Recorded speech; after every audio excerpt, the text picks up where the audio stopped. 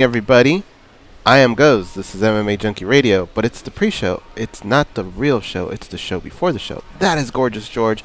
That is Dan Tom. And the voice, the silly voice you hear in your ear. Wow. Oh, that's Dan Tom. Or, sorry, Dan. See, you threw me off. Dan Yada. I didn't even say it. That was great. Wasn't even I was going to say, that me. You should make that shirt, Danny. Just have it say, wow. And then have like that big blue puff on it. You should make that shirt. That'd be cool. If it was, the bottom of the shirt was like the top of my head, and then above that it just says, wow. Danny, I just presented something to you, and your feedback was, no, you do it. As if I wouldn't have thought of that. I would rather you do it, because I don't want to do it. You're good at making shirts. You made all those other shirts. Blue-haired fool. Coming up in a minute. Danny doesn't even want to take anyone to get a popsicle as part of that U2 thing. Yeah. Oh. I'm on a You think budget. he's actually going to put up $200 to get 20 I'll say shirts? this. If you win the U2 thing Foot from massage. Sirius, and you use your extra ticket for me to come, dessert's on me. But I'm just going to show up, give them dessert, and let them go to U2.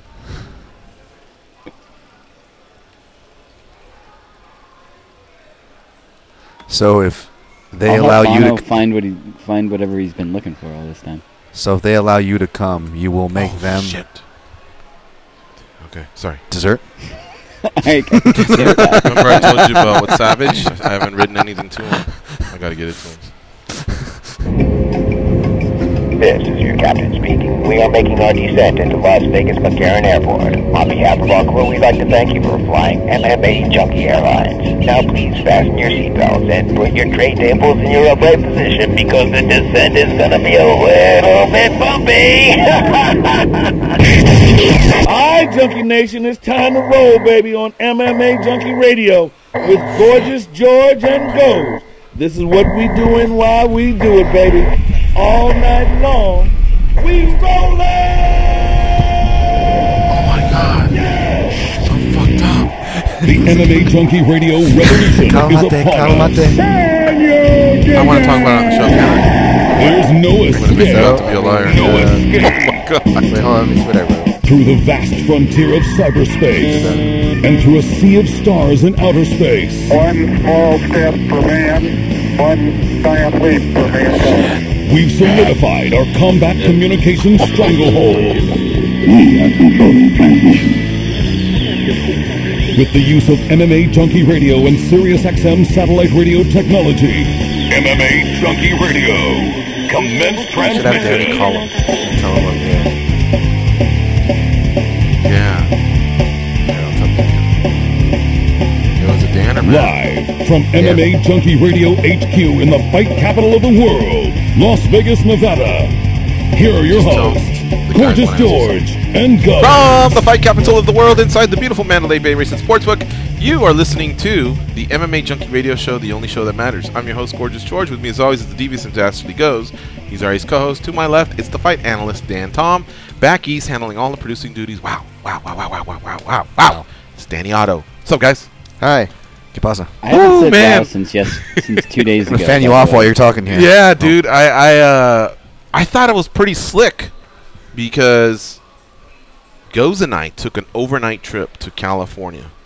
By that I mean after the show, remember we took off? Oh yeah. We had some important business that needed to be handled. And Go's going to test, we hit a lot of errands. And we conducted our business, saw our parents, some legal stuff that just needed to be signed and returned, and blah, blah, blah. Made it back at 3:30 a.m. And like a champion, I had a 9 o'clock conference call this morning. I did that. I was here about 20 minutes early. I was chatting with Matt from the Sportsbook. Yeah. I wanted to know a little bit more about the odds. They hadn't posted them, and then we were just talking about a few other things. And I sit down, and I swear to God, I saw my life pass before me because I realized I hadn't turned in the show preview. Luckily, Goz bailed me out. But at that particular moment, it sank in. Wow, man, if you don't get a good night's sleep, you can just be losing your mind. You know what I mean? Like, That's important. Like that show preview is really important, and the cutoff is 1 hour before. Sometimes I'll do it the night before. Sometimes I'll do it really early in the morning, or sometimes 1 hour before. For me to just completely forget about it, not even 9:15, 9. I waltzed in here like nothing.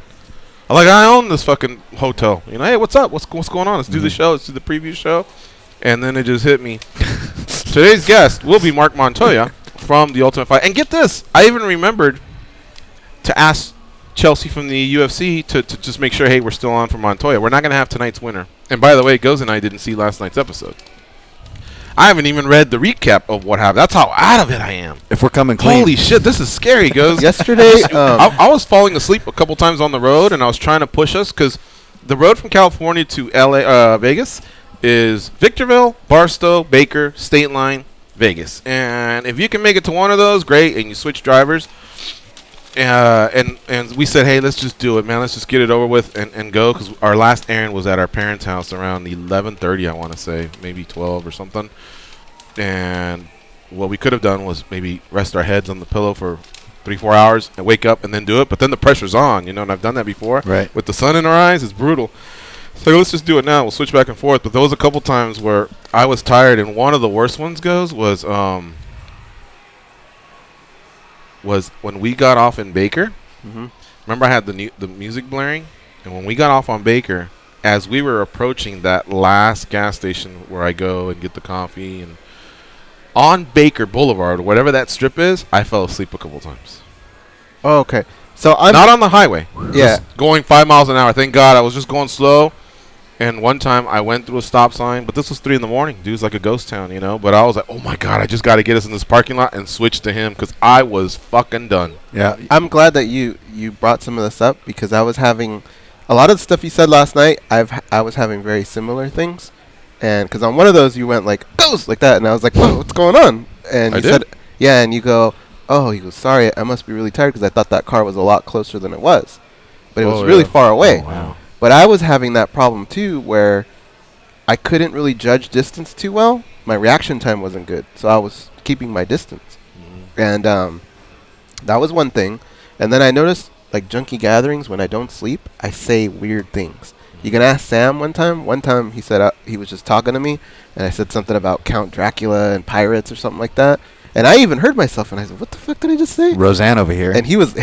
And he was laughing. He was like, dude, I don't know what the hell you just told me. We were talking about, I don't know, hockey or something like that. And all of a sudden he started talking about Count Dracula. I was kind of doing that last night as well. And then you were telling me about dozing off. And so I was like pinching myself, scratching myself, trying to stay awake. But there was one time where my eyes were open. And I think I may have dozed off for a second. Wow. So when I remember my eyes were open, and then everything was like a tunnel, and I just came right back to it, and I was like, whoa, what the hell? But yeah, that was weird. I've only done this maybe one other time, and it has to revolve. I don't know why I take conference calls at that time, but basically we say, well, before the show or after the show, and it just so happened that we agreed to talk before the show, and I don't know why I picked that time, and dude. Yeah, I can't be doing that. The show preview, we need to know who to post on there. I need to know let you guys know the times, the number to Danny, and blah blah blah. For me to completely blank it out, and going back to last night, that 24-hour trip, we may not be able to do that again, man. We did do a lot of stops that weren't planned, and we just stretched it too far. But holy cow, man, like. That just can't happen. I can't forget something like that. It's going like forgetting to feed the dog or something. I was a mess going into it, because I've been waking up at 5 a.m. to go to the gym. So my sleep schedule's been really weird, too, on top of everything. So you're right, maybe. And today, I have a tax appointment after the show. And then so it's not like I can run and catch a nap to refresh myself. I have that, and then I have physical therapy. Ooh. So I won't even get home till later, and I'll be a fucking joke, man. Yeah, you guys are giving me flashbacks. I don't know how you're doing it now, because I would do that 10 years ago as a kid going to Orange County, because I'd go to your guys' neck of the woods, because all the shows were not in Vegas. I had to go there and do like one-nighters where you go see the show and have to drive back the same night, or go play the show and have to drive back the same night. And we'd be doing having the same descriptions you guys gave. So that's crazy. And yesterday I got yelled at because yesterday I thought was Tuesday and it turned out it was Wednesday, and I didn't find that out until about 5 p.m. and it completely threw off a lot of things. Who yelled at you? Noah, Dante, Cindy, like for not knowing that it was. Well, yeah, because they were like, where are you? But now it's gonna sound like you're on drugs or something if you don't even know that part. I mean, that's never happened before, but yeah, I just for some reason I thought it was Tuesday. We haven't talked to him in a while, and I want to just take my medicine on live radio. Let's bring in our editor-in-chief, the great Dan Stupe. What's up, Dan? How you doing? Hey, George, you're alive. Dude, so sorry that I didn't get you the preview. I went to bed really late. I did a long drive to California and right back. Went to bed at 3:30 or 4. Woke up early, got in the shower, did everything I needed to do, but completely spaced it on the preview. I'm so sorry. You know, I really don't do that. I may run 5 minutes late, but I let you guys know. But I completely forgot. So I want the listeners to hear you scold me on air. Tell me what my penalty is or what I have to do to make it right. I mean, I had a lot of travel yesterday. I was getting back from Florida. I mean, obviously, I did my job, though. But, you know, we're not all superstars like Dan Stupe. So. At 9:20, so this is Pacific Standard Time. By 9 a.m., I should have it in, and if I don't, I'll say, hey, 5 minutes, 10 minutes, and they're okay with it. At 9:22, Dan Stupe wrote, need today's radio guest list ASAP. But I was on that conference call that I was telling you guys about. I was catching up on some things with SiriusXM's Marissa. And so I was out in the parking lot, so I didn't even bother to look at that, and I didn't even remember or anything till I sat down here about 9 as the show was starting, right, Goes? And luckily Goes covered that. So I'm glad you put it in a group text, but I completely I should be looking at a message right now that says need today's radio guest list ASAP, and 5 minutes later with Dan really laying into me, and I'm glad he must have had a great time in Florida because it's not there. I mean, Goes came to the rescue, but there should be something that says, hey, shithead, you know, like pull your head out of your ass, what's going on here? And it's not there. But aside from that, Dan, we haven't talked to you in a while, and I know on the personal front you've already publicly put it out there. You know, congrats. You are going to be getting married this year sometime, and so, you know, congrats. Junkie Nation loves you, so a lot of them are probably hearing this for the first time, but you found yourself a sweetheart to spend the rest of your life with, so we're very happy for you, and I know that's coming up sometime this year, so I'm sure you're gonna have a fun time planning that out with your fiance. No, I appreciate it. I definitely got a good one. We are set for September 9th. Real small ceremony here in Tennessee. She lives in Chicago now, but she'll be moving down here in August. And her family is kind of spread out, like my family, Indiana, Florida. So Tennessee's kind of a good central location for immediate family and a handful of friends. But no, I appreciate it. I definitely lucked out. You know, I'm pushing 40. I turned 40 in September. I kind of given up on the idea of finding, you know, the right person, and figured I'd really be settling, especially living in Tennessee. I figured I might find me a hot little 30-year-old who's on her 5th marriage with her 13 kids and a handful of farm animals and everything. But no, I met a great one, Lindsay. She's a optometrist in Chicago, super sweet, like me, doesn't really want kids, but she treats me far better than I probably deserve, so I've really lucked out, and hopefully I can get her out there to Vegas for a junkie gathering or something, so all of you guys can meet her too and see how awesome she is. What about that little bachelor pad that you have downstairs? Is that officially closed now, or it's family time, or can we still drop in every other year to go boating on the lake? No, that's the benefit of me not wanting kids and her not wanting kids. We kind of figured that this will still be a hangout for friends to come visit and hit the lake, and, you know, we won't have any bedrooms set up with dumb, you know, baby cribs and toys and crap like that. So when you need time to relax and get a suntan and drink some beers, the door's always open. Dan, let me ask you something here. I just thought of something. With Bisping's retirement, and a lot of it circling around health issues, his eyes, has Lindsay ever seen when he's on the Fox desk or a pic of him, or have you ever discussed it? And has she ever been able to tell you in layman's terms just how messed up that situation is, or can it be rectified? It's funny. Funny enough, I was actually just talking to her, I think about 2 weeks ago. I think Bisping had come up before I think one of the possible fights where I was editing the story after, one of 50 different people called him out, and she was sitting there, and I pulled her over. I was like, hey, let me show you this guy's picture and kind of explain the background. And, obviously being a responsible doctor she is, she said she really can't comment without, seeing him personally and knowing the full background. But, I kind of gave her as much information as I could that's out there. And the thing she really stressed to me was that he probably, in her opinion, and obviously,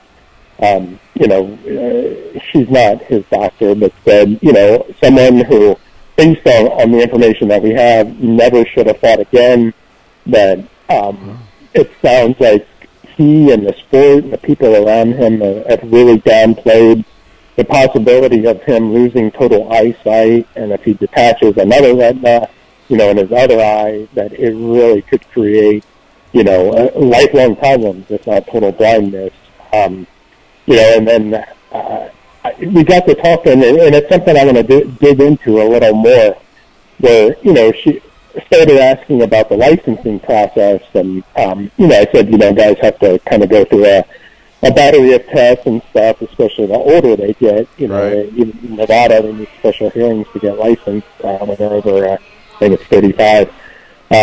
But, she said, well, do they see eye doctors, optometrists, ophthalmologists specifically? I said, I think they just get a general vision check with a regular doctor. And she was just kind of aghast at that, saying, they're not going to pick up on the type of problems that could lead to, blindness or serious issues. So, now having her kind of as a resource for that, I think we're going to dig a little more into it.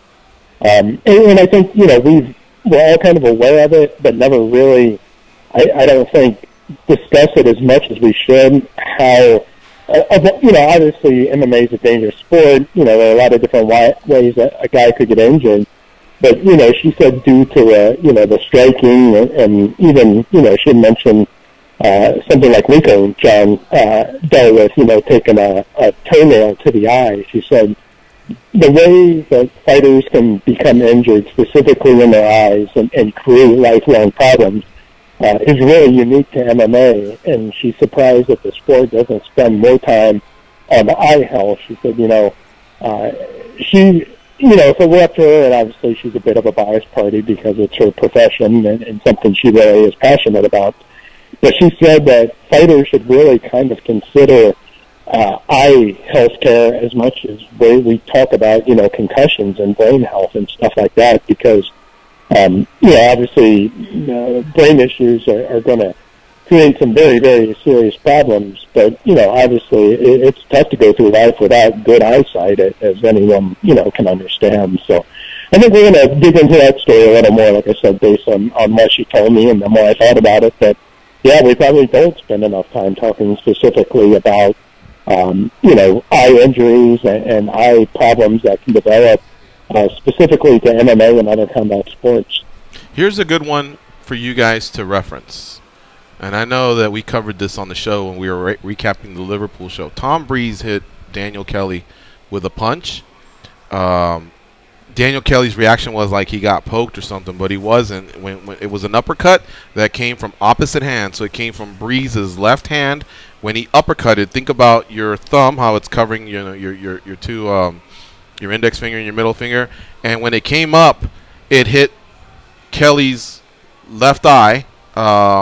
And what we think, right, Dan, was that the thumb may have gotten a piece of the punch in the eye. Yeah. And so when they review it, they'll go, oh, that wasn't a finger in the eye. All right, cool. But that eyeball did receive an impact. Trauma, You know what I mean? Yeah, 100%. And sometimes there's just going to be those, because most punches are straight, and because the eye is because around the skull you have the protection of the bones. Sometimes we concern ourselves with orbital bones or whatever, but sometimes people just get drilled. You know what I mean? And it's a knuckle that hits you in the eye, and I mean that could really, really jack somebody up. And so what happens is at the end of the fights, a doctor will come in and do the flashlight, and then it's probably a simple question like, "Are you okay? Can you see?" And the fighter's either embarrassed because they lost, or they're getting their wits back, and they just go, yeah, I'm okay, I can see. And technically they can.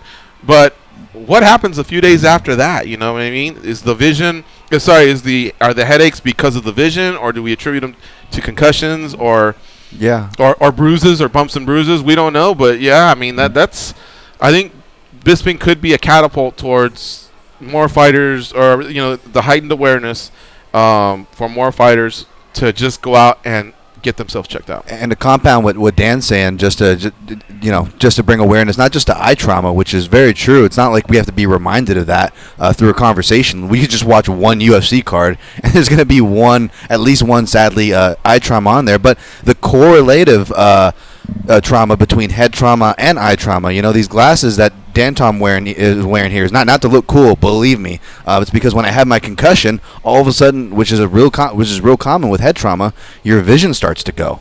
And in fact, just within 2016, I got prescribed first glasses. In 2017, there was already a dramatic jump as far as where my vision was degenerative and where it's at.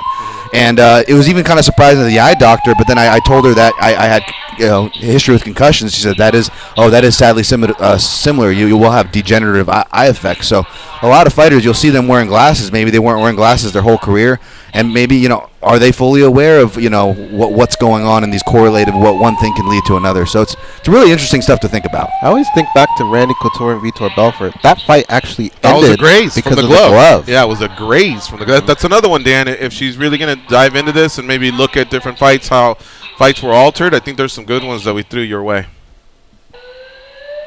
Yeah, and I think that's a really good one. Obviously, the eyeball itself, but I was talking to her. There was, I think, the FDA they're moving forward on contact lenses that can become sunglasses, like they can darken without looking dark.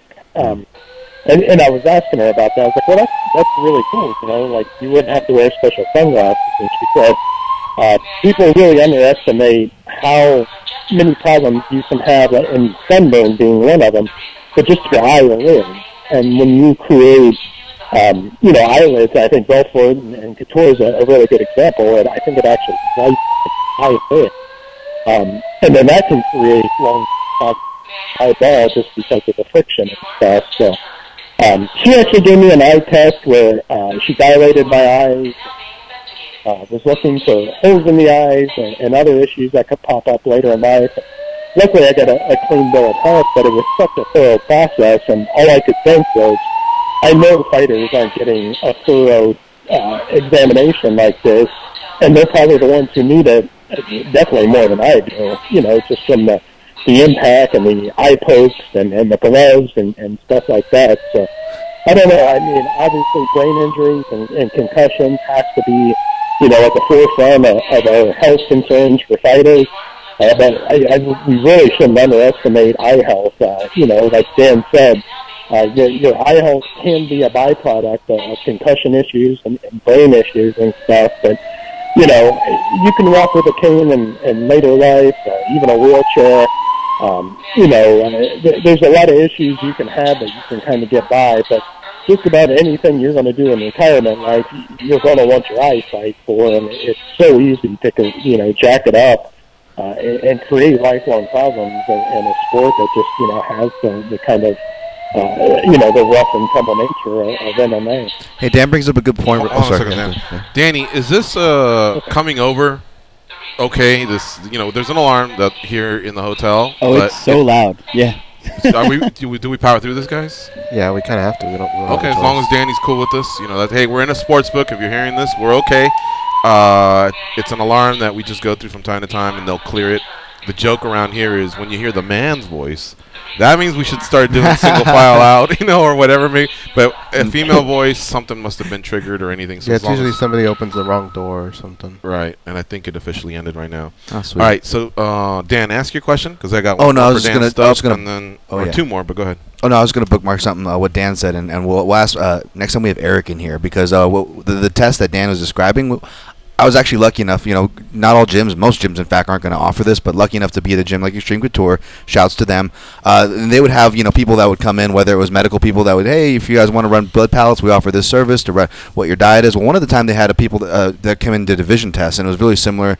They had dilation going on, and they also had electronic stuff they hooked us up to. And they actually did one for me, and I had a blind spot on my left side, and they could tell after assessing you and running through these tests, they could tell you that and say, well, this is actually due to concussive blows. And that was while I was still competing, and I was kind of doing the math, and I'm like, oh, on my left side, that means right hands. Well, that's the most common shot that's going to be coming my way. That's not good. And again, how many guys? But I'm just an amateur, right? And I'm not a pro who's actually making their money and having to put their health on the line and make their paychecks off of it. And like Dan said, they're not getting these tests. That's a really good point. Let's ask Eric next time. Maybe he comes in about that if he. Also, Dan, here's a quick one. I'm curious if it's one of those long forms where a lot of discussion on the eye, and what happens to it in a fight. I've always been curious. People seem to brush off like other people's blood in your eyes, where your vision can be affected. But I guess that's something where you go in the back and they squirt some water there, or maybe give you some drops, and that's that. Or is there something more serious? And I'm not talking about HIV or hepatitis because they get cleared for that. I'm just talking about at that particular moment, how bad is it? Did you just go from 100% vision to 50 or 40? I don't know that's ever been brought up. But Dan, that's something you can ask her. We're going to have another guest soon. One last thing I wanted to ask you is I've always been curious. The stuff that we discuss internally with Junkie, blah, blah, blah. But this is so far in the past. I remember you telling me once that Overeem was a needle mover. Like when we had traffic related to Overeem, maybe this was around the Brock Lesnar fight or whatever, that it did well. And this past weekend in Liverpool, Dana White was saying, hey, when Overeem sells more pay-per-views than CM Punk, then he can talk to me, blah, blah, blah. And then everyone moved on to the next topic. But can you share, is CM Punk traffic just on USA Today Sports across everything and, of course, Junkie, is it that much more poppin' than Overeem traffic? I mean, in some ways, traffic correlates to pay-per-view by, someone like Ronda or John Jones or Brock Lesnar. They do traffic, and for the most part, they also generate pay-per-view buys. Right. CM Punk, I don't know if, traffic, he does do a lot of traffic, and for us, the real benefit is that it pulls in new readers, and I assume most of them are pro wrestling, and then also just general sports fans who want to read about the WWE guy who's trying real fighting. So there's some general appeal there. So I don't know. CM Punk does that, so I think he does traffic, and he probably will get some pay-per-view buys. With Overeem, a lot of it kind of depends where he is in the pecking order of heavyweight. Right. After just one win, he's kind of a top contender, and everyone's on board. After a loss, everyone kind of drops off. But there's few guys who just kind of any story related to them, I should say guys ever. There are a few guys, regardless of what we write, they're going to be traffic. And Overeem's definitely one of them. But so is CM Punk, and probably even a little more so just because he appeals to the non-MMA fans, the non-hardcore fans. So, I can understand putting CM Punk on the pay-per-view. And honestly, having Overeem in a featured prelim on an FS1 where everyone can get to him, and that's your fight leading into the pay-per-view, I can understand how they do it. I don't have too many complaints about it. We obviously know it's not necessarily merit-based or based on who deserves it more than each other, but so much of it, it's show business, and so much of the entertainment factor and the way they build cards and stuff is based on eyeballs and drawing power. So I can understand why they set it up like this, even though it does feel kind of like a slight to someone like Overeem who's been around so long and is a true MMA fighter. But hopefully he gets just as many eyeballs leading, or concluding the prelims and leading into the pay-per-view. All right, cool. All right, man. Well, thanks for chatting it up with us for a while. It's been a while, and we need to get you more often. And sorry again about the preview. Thanks for lighting my ass up. No, I'm glad Goes got back to me so quickly. So if there's an employee of the month, Goes is definitely in the league right now. So. All right, my man. All right, thanks, Dan. Thanks for the time. No problem. I'll see you guys. I see it. Give him a follow on Twitter, folks. It's at Dan Stupe, 2 N's and 2 P's, at Dan Stupe. When I sent that to him, there was a piece of me that thought, if things have changed in the last 5 hours, because I think I asked you when we got home, like he's going to be extra pissed off. Because not only did we not get it, then I sent him false information. So I was thinking I'm going to get lit up too. But yeah, it worked out, man. I got lucky there. So, yeah, Dan is the creator of what used to be UFC Junkie and immediately changed to MMAjunkie. And he's our guy. He's our editor-in-chief. He's been at the helm for many years. Good friend of ours. All right, let's take a break. You're listening to MMA Junkie Radio on SiriusXM Rush 93. Stay close. We will be right back, and we're going to be talking to Marc Montoya. We're going to be taking some calls, 866-522-2846.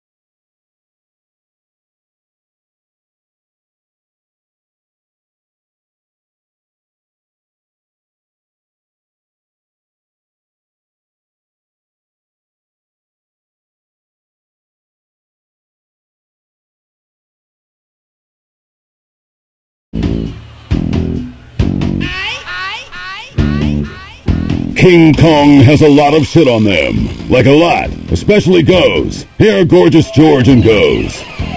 U2 is playing a private show for SiriusXM subscribers at Harlem's world-famous Apollo Theater, and we have your chance to be there. One grand prize winner will receive a trip for two to New York and tickets to this very special show at the Apollo on June 11th. For official rules and to enter, go to SiriusXM.com/U2. Do that before June 4th. No additional purchase is necessary to enter or to win. All right, thanks again to Dan Stupe, our editor-in-chief, jumping on the phone, on the hotline here randomly, covered some fun topics.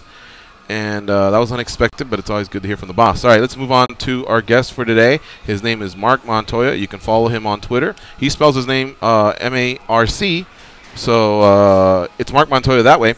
But his Twitter handle is Coach M. Montoya. He's the head coach and owner of Factory X MT MMA in the state of Colorado, and you've seen him featured on this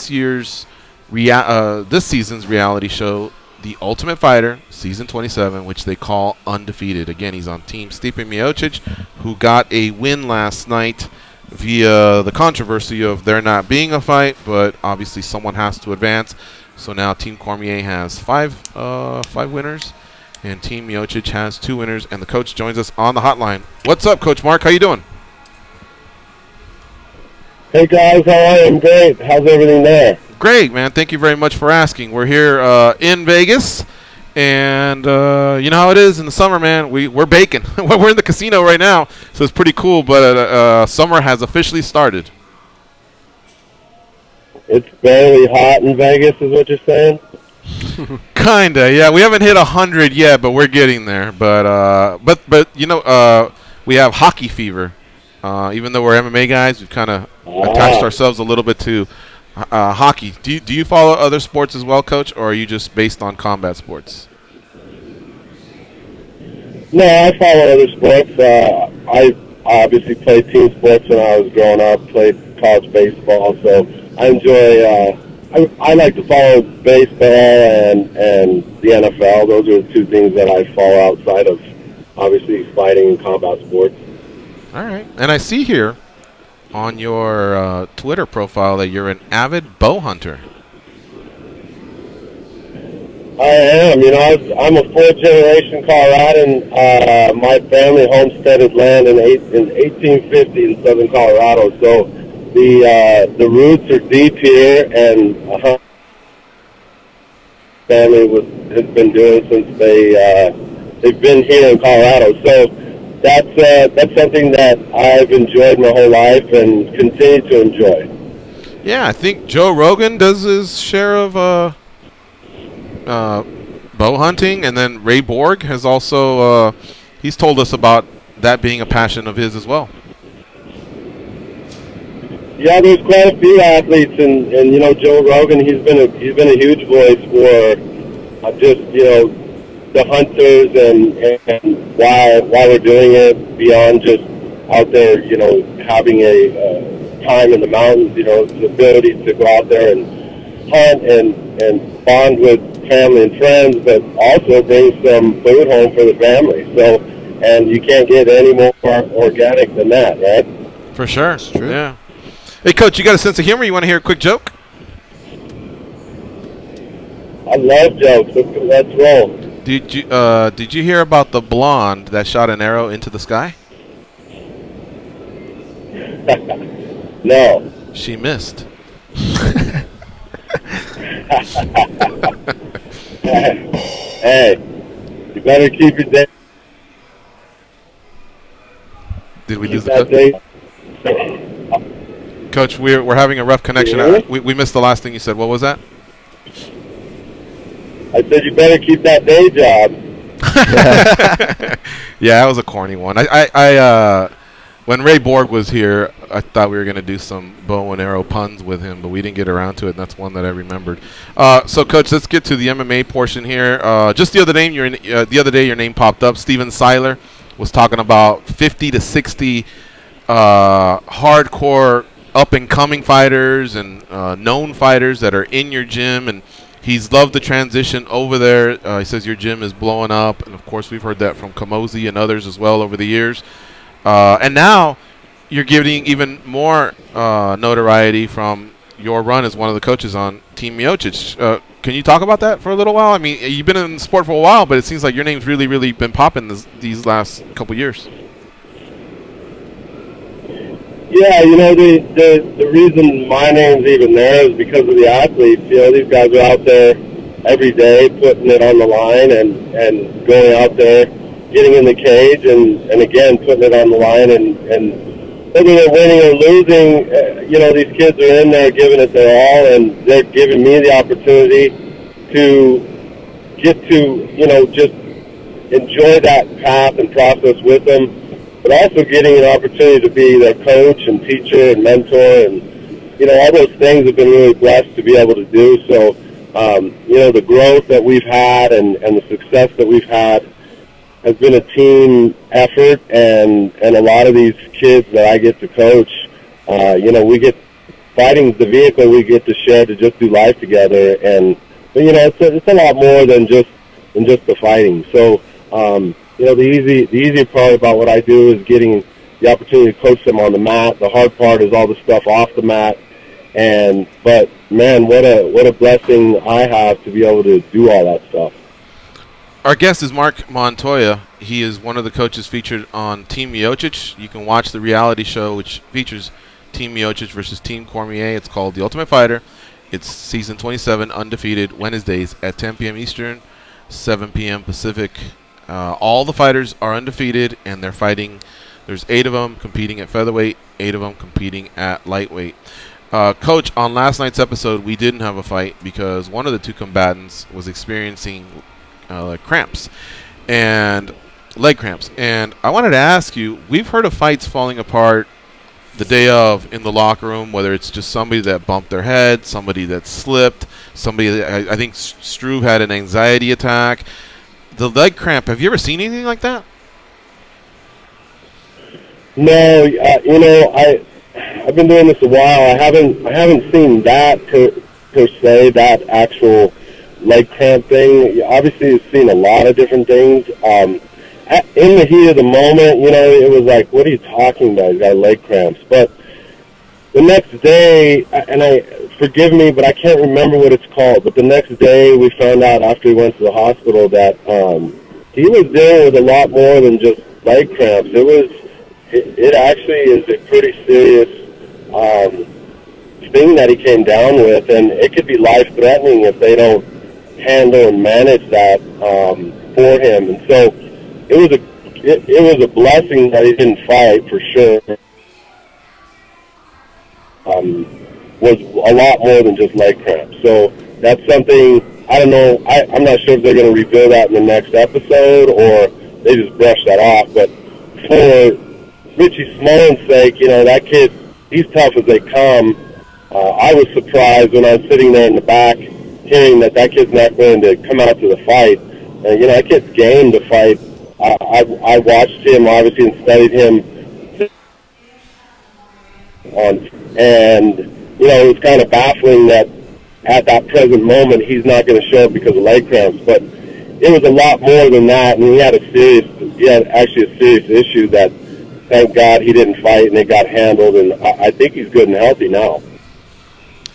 Yep, and now we have Alan Zuniga advancing via medical disqualification. So, all right, let me turn it over to Goz, my co-host here. Goz, what do you have for Coach Marc Montoya? Mark, did the doctors say anything about, like, was that a situation where no matter what, that probably was going to arise at some point, or did they ever point to anything that could have been done to prevent it? Are you talking about Richie Smolin? Yeah, in the leg. Are you saying that day did they point that out, or are you asking was it later? Yeah, like later on, once they figured everything out, was it a situation where no matter what he would have done, something like that would have happened eventually, or did they point to anything like, you know, if he would have done this or done that or prepared in a certain way that could have been avoided? Like, how did they look at that whole situation? Yeah, I see what you're saying. So he wasn't on my team. I don't have all the intricate details about it. What I do know, though, is that he had just an accumulation of symptoms that happened and caused that effect, essentially. And whether he could have prevented it or not, I'm not sure, but it absolutely was, a potential life-threatening issue if it wasn't handled. So, again, it was a lot more than just leg cramps, and I don't know if he could have prevented that or not. Before the season started, I'm sure you and the other coaches sat down and figured out a sort of strategy of how you wanted to teach and coach all of these young fighters. Once you got into the house or on the show and all that, and felt the flow of the show and the way everything went down, can you maybe share with us like one adjustment that you had to make on the fly, like something that you guys learned right away, an adjustment you had to make? Yeah, pre the show, my thought process as basically being the head coach, obviously minus Stupe, was let's assemble a team of coaches that have good coaching experience, but also have been experienced on the show. For example, James Krause, Chris Camozzi, those guys have been on tough. So once we assembled that, I put together a platform of, all right, let's do a bunch of research on every single participant, and let's look at them and let's rank them. And then from there, how are we going to practice? So when we first picked the teams, I actually wasn't in Vegas. I was at Anthony Smith's fight in Brazil. So the first episode or two I wasn't there for.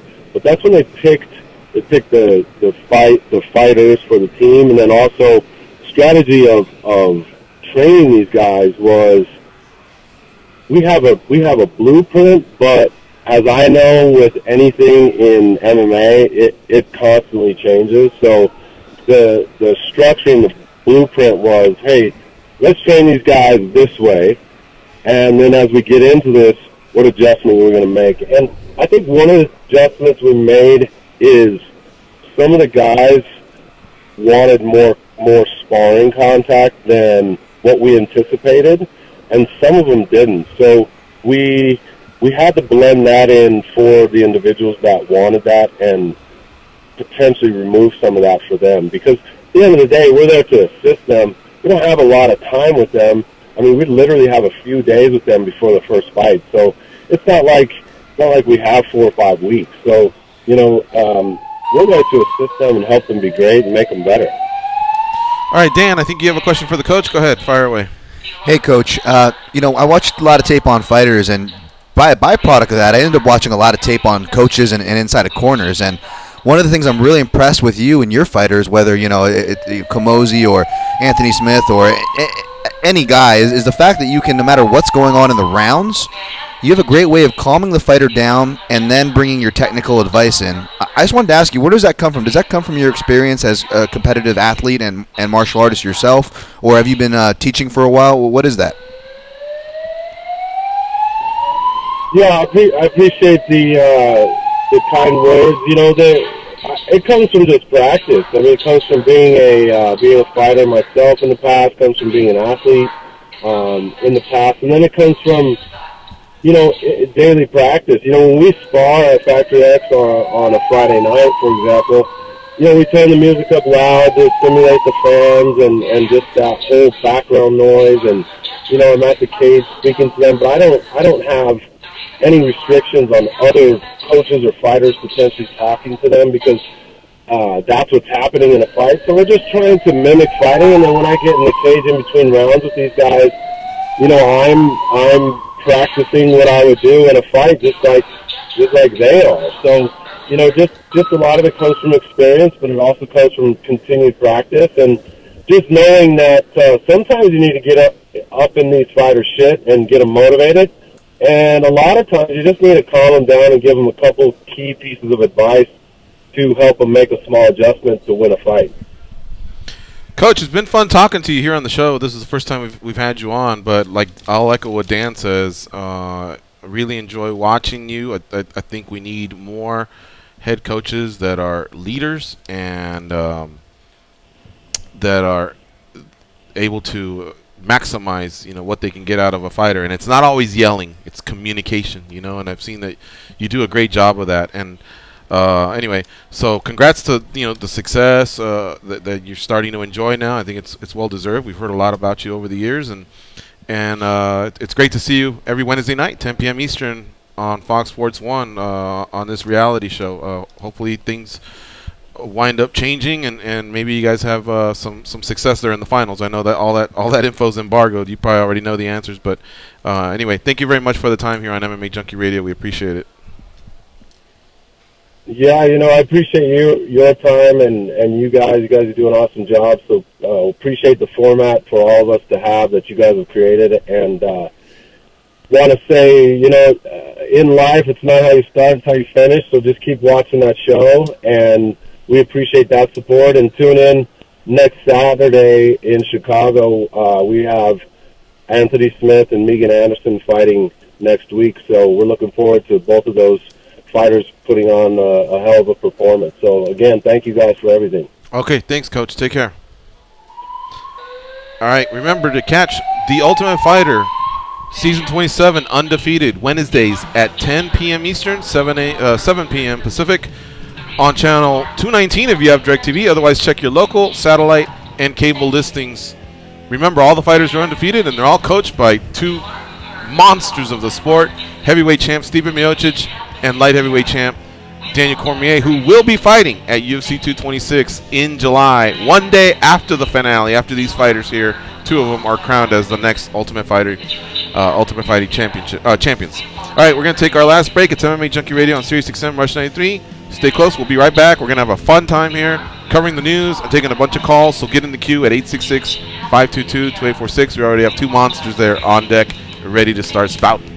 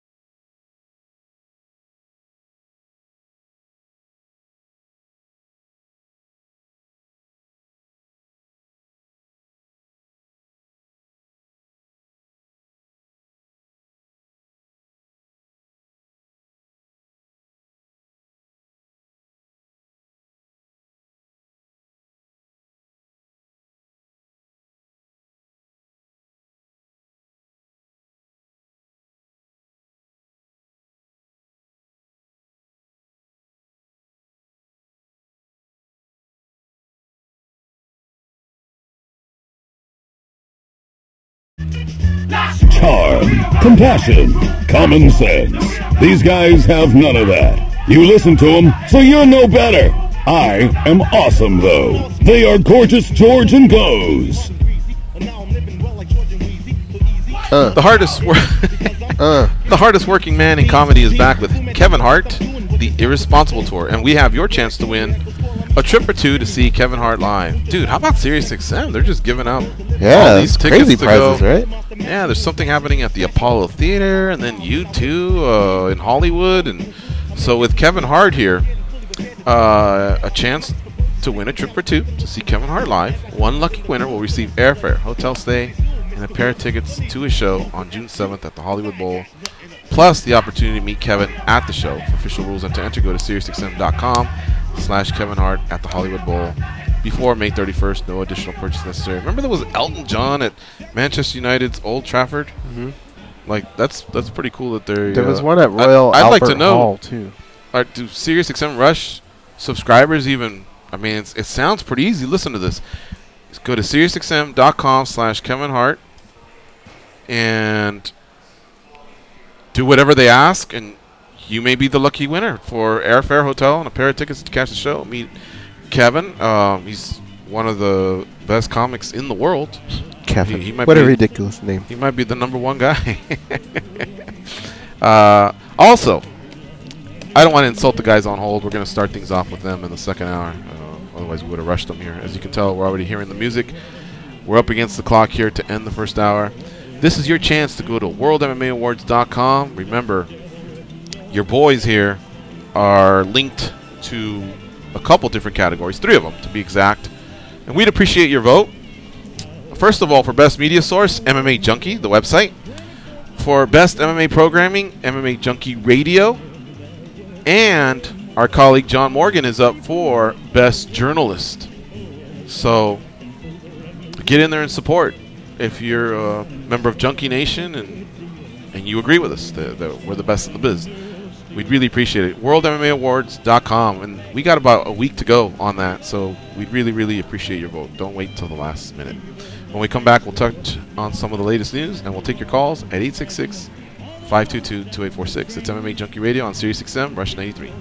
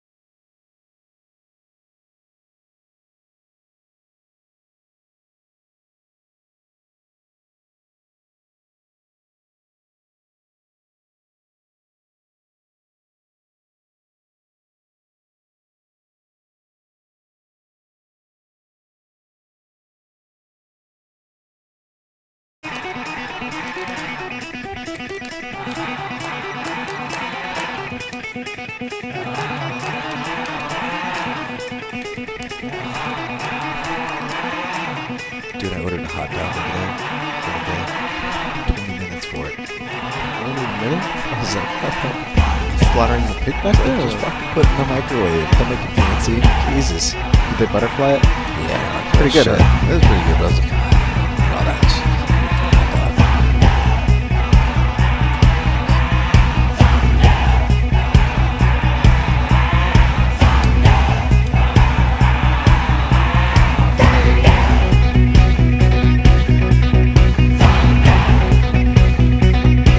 Anybody walk out to this? I think somebody has. I don't remember who. Jacob Volkman. Yeah? So he's been gone long enough that someone else could do it. It's It's not like anybody. Man, that's Volkman's song. You can't be doing that shit, though. No. AC/DC is super common. It's like Rage Against the Machine. Everybody comes out of that. They also use this a lot in Varsity Blues. Remember that movie? I like this song. All right. It's MMA Junkie Radio. We're starting the second hour here. You got 60 minutes to call into this show and talk about whatever is on your mind, including last night's episode of The Ultimate Fighter. Just to let you know, in Utica, the weigh-ins have occurred, and I have not heard of anyone not making weight, so I think we got ourselves a full card. Fighters healthy and rehydrating, and it sounds like they're good to go. And that includes, obviously, Marlon Moraes and Jimmy Rivera. Knock on wood, man. No one steps on a nail or attack or something, and we got ourselves a fight. I'm really looking forward to this fight. This fight really, really has implications in the bantamweight division, 135 pounds. And with the champ defending soon and some other fights that have recently taken place, John Lineker's twiddling his thumbs. Hey, what's next for me? Aljamain Sterling about a month ago, he had himself a nice win. Sun Sal fights Rob Font. That's coming up as well. I'm sure Cruz is going to return at some point. And who else am I missing? I know there's one other coveted bantamweight out there that is licking his chops. Who did you say so far? Dotson got a win. Who did Dotson beat? Dotson. He beat Munoz. Yep. Right. Munoz. Okay. And Lineker took out Fauna Sunsao, Aljo Stim, Calvin Cutter. But I would say they're Oh, he's like a one below. Lineker. There's like a little chasing. cluster. Yeah. They're on the outside, I think, maybe, right? Yeah. Okay. All right, Marco in Waco, Texas. Start things off. What's up, buddy? Marco from Waco, ¿qué pasa, dudes? Que pasa, man? First of all, Utica, New York, man. I mean, I went to Albany State University for my junior and senior year. Utica, there ain't shit going on at that town, man. The fuck? You know, Utica. let me address this because people said, why are they going there? And I think the simple answer is that when the UFC kept going to Albany and saying, we need MMA, we promised this, fans and media, mostly fans, thought, yeah, Madison Square Garden, it's epic, we got to have them fight. But the UFC came with a stronger package. By then, the, what's the arena called in Brooklyn? Barclays. The Barclays Yep. had been built, and they had already established themselves as combat sports there, man. So a lot of boxing had taken place. The Nets moved there. The association with Jay-Z, blah, blah, blah. That arena was popping. But Miguel Cotto fights there all the time. right, and so the UFC, they promised, God, I want to say 5 events per year. I remember they threw something out. We looked at it and said, shit, we know MSG is going to cost us probably Vegas one show. The Brooklyn card, they might cost, Sweden had been getting something annually, Australia. We knew that they'd have an impact. And I think what they're doing, Marco, is just touching all these cities, man. They went to Buffalo, Long Island, and apparently they've done well. And I think Albany last year, I think that's where Derek Lewis fought. So probably expect a Rochester and Saratoga and whatever the other big cities are to keep getting these shows at least for another year or two. Huh? Buffalo. Yeah, Buffalo already got one, but yeah, I'm sure they'll go back to Buffalo and Syracuse and all that crap. Okay, you guys were talking about the point scoring yesterday. I didn't get to give my 2 cents because I ran out of time. But no, you didn't. You said something along the lines of, and with that, peace out or something like that. He's gone. I leave you guys. Yeah, but I was against the crowd because I know I got awareness of when you guys got to go on break. Okay. Remember, you say make it quick. Okay. Okay, so the grand idea is that we always had the discussion with the outlier fights. I mean that Darren Till Thompson fight wasn't like a Robert or anything. It was a super close fight. And you should agree that 95% of the fights that are scored on MMA are actually correct, And you're talking about open scoring and all this stuff. I mean, it seems 20 years since the unified rules were set up. We're already in bed with the thing. The time to make the new scoring was when they made the unified rules, man. I mean, fans are creatures of habit, and boxing has been around 100 years. I really haven't changed that scoring system neither. The thing that really, really like drives me is that if the ABC, the Association of Boxing Commission, and the commissions cannot even change agree with the rules of freaking what is a down opponent and the 12 elbow, how the hell are they going to freaking agree on an open scoring system or any change of the scoring system at all? If anything, we need to just, I don't even think that the judges are bad. We just need to refine their freaking eye for it. I mean, the Saudi might always come to mind. That guy is every single fight in Portofan there is, and I actually think he's a pretty good judge, man. But what's the name? Saudi Amato, is that who you said? Yeah, you always see his name as a judge on a big fight. Yeah, Richard Bertrand's another good one too. Yeah. So my point being, the score is not going to change. Maybe more educated judges would be a solution. But, you know, these fights are just outliers. They happen in boxing, too. The majority of the fight actually score correctly. So I know we have to talk about something, but let's try to find solutions that might be a little bit more realistic. All right. Thanks, Marco. Good point. Now, to be fair, one thing at least I know I said was I would love a promotion like PFL to undertake this because PFL's trying new shit. Okay. So I know that for the UFC to do this, oh wow, I mean that's a long conversation, and even if they were into it, it would probably take a while. And he brings up a good point because the 2017 rules, we call them, which are now a year and a half old, they still go to different states or parts of the world where they have to specify, John Anik or whoever's calling the fights, that the unified rules are in effect, not the 2017 rules or a hybrid of the two or whatever. And so these commissions, like John McCarthy's often noted on many of his guest spots here in studio, they are just not willing to move. A lot of them don't want to move. A lot of them feel like in our state this is the way it happens. So it's true. Let's say the UFC adopted open scoring, it would still be up to the commissions. And as we see, they've been slow in adopting 2017, you know, which means hands up. You know, they're really, really trying to stay on top of the eye pokes. The 10-8 round is a lot more glaring. The downed opponent is a lot more glaring on what can and can't happen. The scoring criteria is very heavily influenced towards the word damage. So yeah, I mean, this would be a long process. But if another promotion were to try it and do it, the UFC is good at one thing. They see what others are doing and then they grab it and try and take it to the next level. And oftentimes they succeed. Oftentimes they don't, but they are always watching anybody. If you ever have an idea out there, man, you go to the UFC with it, fucking have the patent on it, because if it blows up, you want to get your share. You know what I mean? Yeah. Anyway, good call, Marco. Let's go to Kevin in Chicago. What's up, Kevin? What's up, guys? What I want to talk about was, I was wondering if you heard about the beef between Joe Rogan and Colby Covington. It's been going on, I guess, yeah, for a while now. There's a beef? I think it's more on Colby's side, right? He just takes a lot of jabs at him. Well, I think Joe Rogan said something. He said, like, Colby talked his way into a title shot or something like that, which I disagree. I think that big one against Damian Maia in Brazil, I think that's what got him the title shot. But, and Joe Rogan, what it started was, I guess Alexander Gustin said something about John Jones. Colby said something about John Jones doing steroids. And Joe Rogan felt the need to defend John Jones for some reason when John's a proven steroid user, steroid cheat. And I don't know why he feels the need to defend John Jones at every chance he gets when he failed drug test. It's a proven fact. But every time he brings up John Jones, he just kind of glosses over that fact and acts like he's the greatest fighter ever. In my opinion, he can't fail a drug test and be the greatest fighter ever. What do you think about that? I don't want to put my tinfoil hat on too much about I don't know about the Rogan Covington thing. I feel dumb. That's news to me. But is the second part, Kevin?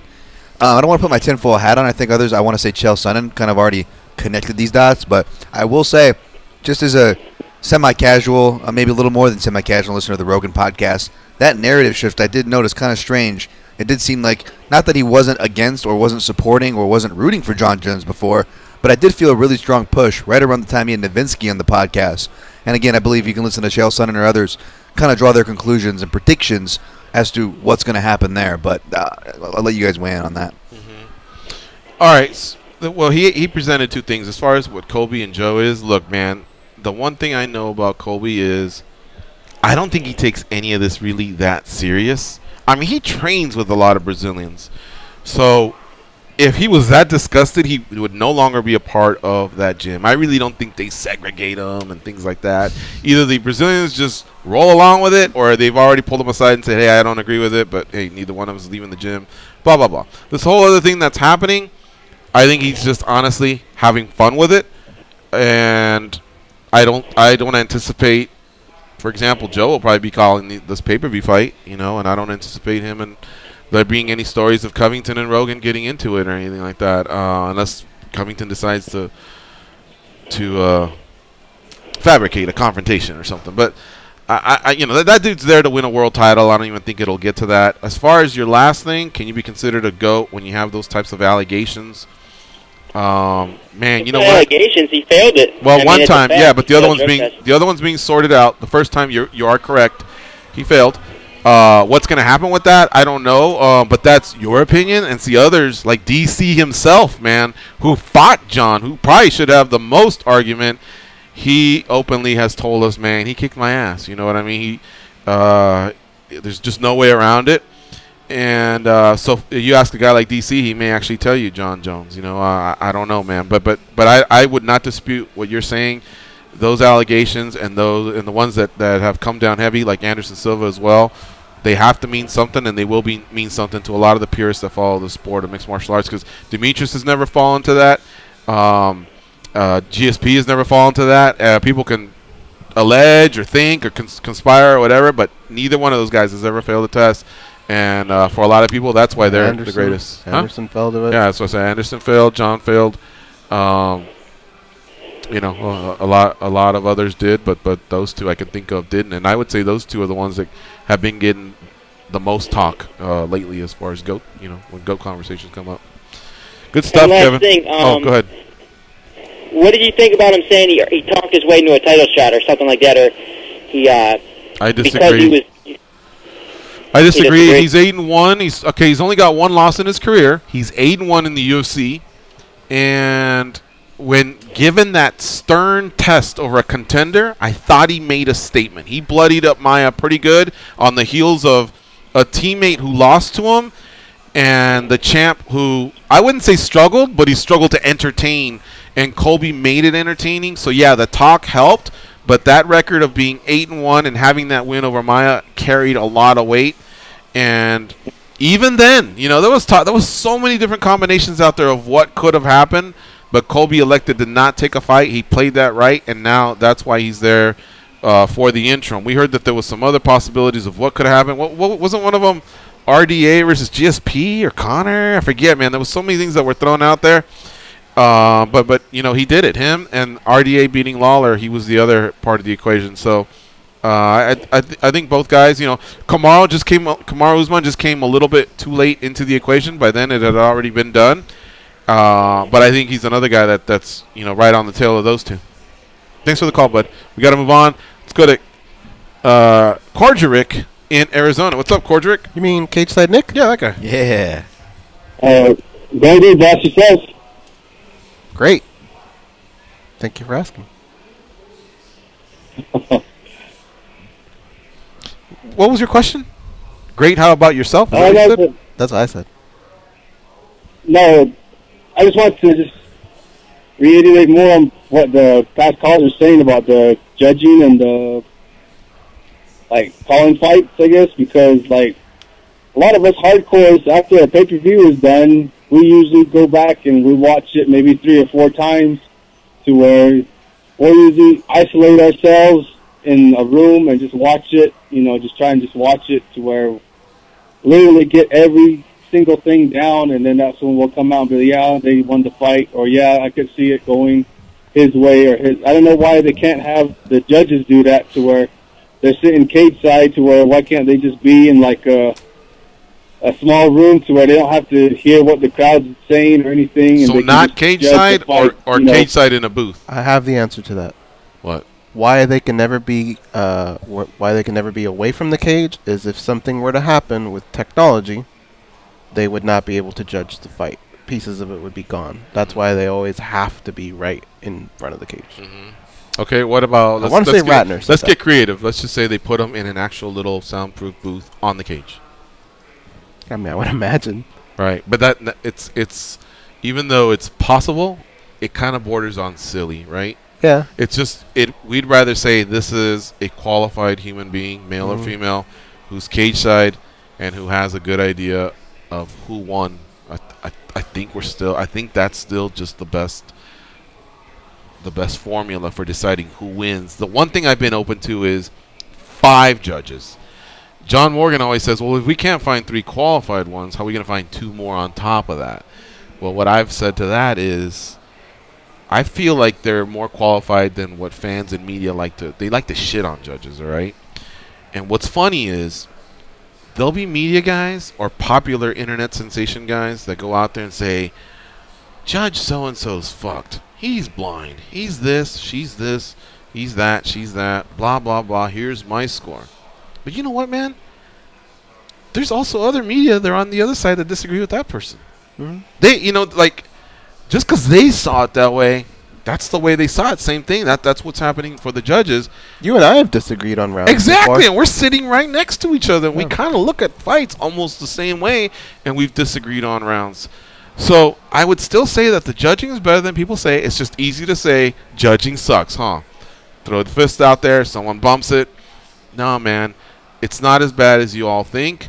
We have the benefit, like Cordrick said, of isolating ourselves in a room or going to a replay or this or that, but we're still at home. We're not hearing, we're not feeling, we're not seeing to the viewpoint that the judge is. The best they could do is make the panels either see-through or skinnier, but they're always going to have a little bit of an obstruction, whether it's a fighter themselves or a referee, so they may not see everything, and sometimes that's just the sport we're in, man. And you know what? Football doesn't get it right after 100 years. Baseball doesn't get it right. They've had to actually go to the replay to get it right. And how many times have we seen a replay and even then go, what the fuck? They should still have reversed it, and they don't. And even the people in the commentating booth or the guy, Mike Pereira, the specialist at home, who's like, you would think he's the #1 guy of all time, even he's seeing it differently. We're never going to get it right. Controversy is just a part of sports. It's unfortunate someone has to lose. So fighters, go out there and do your best to win a round or win a fight, and that way you won't have these types of problems. Oh. Yeah, exactly. Five judges. Let me finish something on 5 judges. I do want to finish something on that. Where are you going to seat them? Like, it starts to get a little crowded unless 2 of them were back to back. Because you got to remember, around that desk is timekeeper, commission officials, and executives. Granted, I guess you could tell the executives, "Hey, back off a little bit," but that's their golden egg right there. That night is $1 million night for them, you know, and so they've earned that spot. If we don't feel like we have to have a 5th judge or a 4th judge or whatever, where are you going to find them? I've also said if Big John's still refereeing, he's now an announcer. Let's use realistic stuff. If Herb is the one doing the main event, someone's in the prep point patting them down. Let's pick a name. Mark Goddard. Okay. Mark Goddard checks for the Vaseline, the cup, and the mouthpiece, and then sends them in. All right, now go take a seat and become the 4th judge, and then the 5th judge can be one of the judges that didn't call the last fight. I suppose it could do that. So we have the talent to do it because referees also have the ability to judge fights. We'd rather that not be the case and just have more qualified judges. But I wouldn't have a problem with it because 3-2 probably has more weight than 2-1. But it doesn't mean they can't fuck it up either. Sure. Open scoring, another promotion has to prove that it'll work before the UFC adopts it, and even then, certain commissions would or wouldn't. I can't remember what else, but I mean, we've talked about this, how we can improve it, and I still come back to the same thing. It's on the fighters. Thanks for the call, buddy. I'll take his silence at the end of the call. So I have the quotes now from, who was it? Was it Kevin that was talking about this? Rogan and Covington? Yeah. Uh-huh. This is what came out from Rogan. It says, John Jones is going to be in front of you one day. You got to be careful. Watch your fucking words. You're going to get slapped in the face by a guy who can kill you with his hands. That's a bad move. I get what Colby's doing. He's making a lot of noise and trying to do business. And if you fight him, you're going to make a lot of money because a lot of people are going to come and see him get his ass kicked. So Colby comes back and says, I think Joe Rogan should worry about what he's saying about me because we might just meet face to face in the near future. He might be commentating that Chicago card, so that's kind of hypocritical of him to say something like that because when he's talking about me, we might be face to face. I might just have to slap him. Look, man, I think Colby's having fun. Yeah. Colby doesn't strike me as somebody that would go out of his way to slap somebody.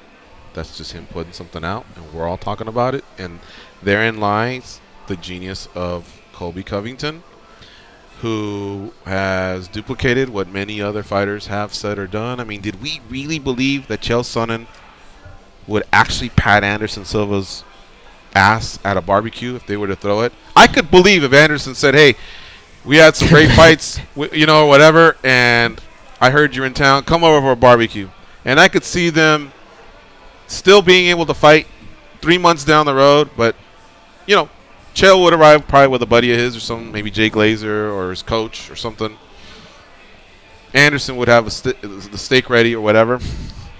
But what would not happen is Chael wouldn't go, thank you for having me over, and then pat the wife on the ass. Right. That was just part of a bit. You know what I mean?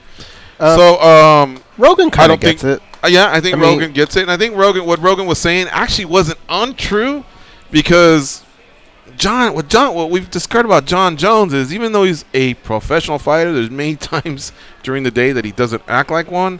So to confront and then for something to escalate and for him to throw a punch or do something, Fabricio Verdum did it. Why wouldn't John Jones do it? That doesn't mean Colby's going to die or he's going to kill him. I'm sure Colby can defend himself against anybody on this planet. But there could be a confrontation there. I don't think he's incorrect. Well, Joe responded and he said, Colby Covington, don't slap me. I know you said you're going to slap me. Don't slap me. I'm just talking shit. I like Colby. I like what he's doing. He's talking a lot of shit. I'm just saying, be careful who you talk shit to. He's talking shit to John Jones, one of the baddest motherfuckers who ever lived. So, I mean, they get each other. Yeah. Yeah. I think we're all right. Yeah. Totally. We're all right. Yeah. All right, let's take a break. You're listening to MMA Junkie Radio on Sirius XM Rush 93. Stay close. We'll be right back. And let's dive into some of the latest news. But remember, you can also call in at 866-522-2846. And also, when we come back, we got to jump into this daily debate of ours.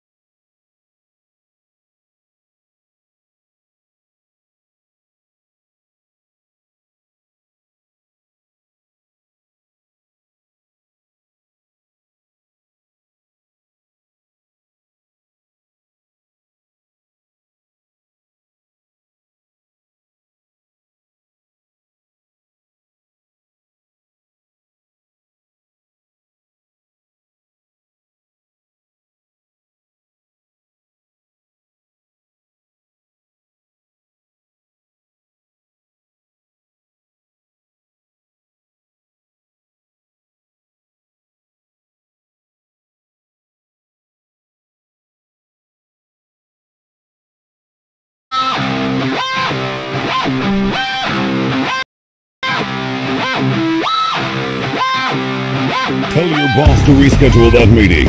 Call your wife and is off. It's time for more MMA Junkie Radio with Gorgeous George and Goes. The winner will receive airfare, hotel stay, and a pair of tickets to a show on June 7th at the Holiday there. I go, what? Shit, you know? George take the longest. So I looked at it, and, you know, you get to the fold out and everything, the centerfold, and you're like, okay, yeah, classy. But for me, as an 8-year-old, you're like, holy shit, this family's that open that they had it. And I think word got around. A lot of the guys like, I gotta go to the bathroom. But this is 8 years old. We just want to see the naked girl. Right back, Swank was like a whole other level, man. It was nuts. Dang. But yeah, and right now we got to get some other stuff. But I have a pretty good is that why our driving uncle story. Kept calling our mom saying, I think George's got a urinary tract infection or something. Oh my god. He probably knew and didn't care, man. If you only knew. Yesterday, that same uncle, I saw him. And I had a conversation with him, and Goes witnessed it. I had to bite my tongue because we had a slight disagreement. But when I was explaining to my mom on the way home, because she said, why didn't you say something? You know, why didn't you say this? I told her I wanted to, but I didn't have the energy. But honestly, guys, I have a fond spot in my heart for that uncle. I bet. All right? I bet you do. And even though our lives have crossed in different ways or whatever, and right now we still have a great relationship, but just a slight little hiccup in our lives, this dude, I can't. Goes, did I not host monster parties at his house? Yes. Did he not say, here's the keys to a limo, go have fun with your friends? Man. Did he not give me a car to drive in high school for 2 years? That was actually pretty cool. Remember that Camaro?